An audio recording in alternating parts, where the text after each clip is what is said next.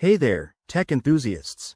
Welcome back to our channel, where we break down the latest iPhone features to make your life easier. Today, we're tackling something super useful: how to view your significant locations on your iPhone in 2025. If you're curious about the places your iPhone tracks for personalized suggestions, like commute routes or reminders, this quick guide is for you. Let's dive right in. First things first, what exactly are significant locations? It's a smart feature in iOS that helps your device learn your daily routines by monitoring the places you visit most often. Think of it as your iPhone's way of getting to know you better, but with strong privacy controls to keep things secure.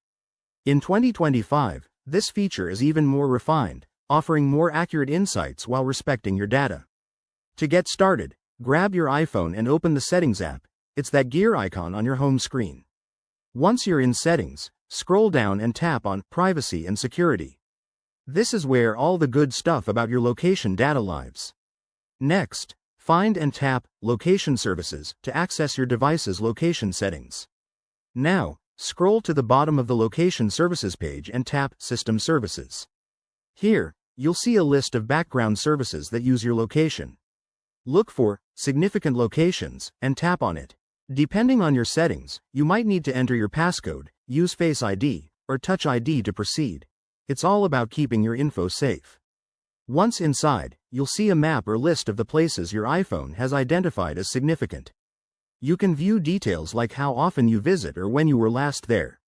If you want to manage this, you can clear the history or turn it off entirely to protect your privacy. It's that simple. Viewing significant locations can help you understand your habits better and even improve your iPhone's suggestions. Remember, always stay mindful of your privacy settings to control what gets tracked.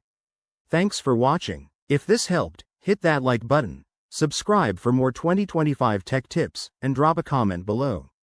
See you in the next video.